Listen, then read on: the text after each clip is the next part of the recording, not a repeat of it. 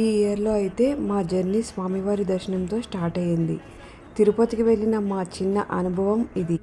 నేను మా సిస్టర్ మా ఇద్దరి పిల్లలతో జర్నీ స్టార్ట్ చేశాం. యాక్చువల్లీ 3 months ముందే 300 దర్శనం టికెట్స్ బుక్ చేసుకున్నాం. ఫ్యామిలీ అందరం కలిసి వెళ్దాం అనుకున్నాం. కానీ లాస్ట్కి నాకు మా సిస్టర్కి మాత్రమే టికెట్స్ బుక్ అయ్యాయి. సరే అని ప్లాన్ కంటిన్యూ చేశాం. మేమైతే Lingampally to Tirupati train book చేసుకున్నాం. ఈవినింగ్ 5:30. మేము మార్నింగ్ తిరుపతి స్టేషన్కి 6:30కి రీచ్ అయ్యాం. స్టేషన్లోనే తిరుమల బస్ టికెట్స్ తీసుకున్నాం. Per head 90 rupees cost. AC buses కూడా అవైలబుల్గా ఉన్నాయి. కాస్ట్ వచ్చేసి 120 రూపీస్. బట్ మేము నాన్ ఏసీ బస్సే ప్రిఫర్ చేసాం.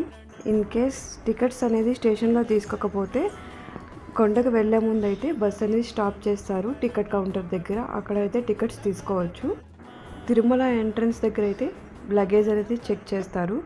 మేము తిరుమలకి వెళ్ళేసరికి 7:30 అయితే అయ్యింది. మేమైతే ముందుగా రూమ్స్ అనేవి బుక్ చేసుకోలేదు. సో డైరెక్ట్గా మేము సిఆర్ఓ ఆఫీస్ దగ్గరికి అయితే వెళ్ళాం. రూమ్ కోసం అయితే ఆధార్ కార్డ్ అయితే కంపల్సరీగా ఉండాలి.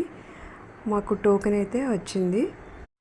ముందు రోజు రథసప్తమి అండ్ వీకెండ్ రావడం వల్ల రూమ్స్ అలొకేట్ అవ్వడానికి టైం పడుతుందని చెప్పారు. ఈ టైం గ్యాప్లో పిల్లలకి బ్రష్ చేయించి బ్రేక్ఫాస్ట్ అయితే పెట్టేశాం. సిఆర్ఓ ఆఫీస్కి దగ్గరలో ఉన్న కళ్యాణకట్టకైతే మా వాడిని తీసుకుని వెళ్ళి గుండె అయితే కొట్టించాం. నేను, మా సిస్టర్, మా పాప 3 కత్తెరలు అయితే స్వామివారికి సమర్పించేశాం. రూమ్ అనేది మాకు ఇంకా అలొకేట్ అవ్వలేదు. సో మళ్ళీ మేము సిఆర్ఓ ఆఫీస్ దగ్గరికి అయితే వెళ్ళాము. అక్కడ వాళ్ళు టోకెన్ నెంబర్ అనేది డిస్ప్లే చేస్తారు. రూమ్ అయితే మాకు 1 o'clock అలొకేట్ అయ్యింది. దగ్గరగా మాకు 5 hours టైం అయితే పట్టింది రూమ్ అలొకేట్ అవ్వడానికి.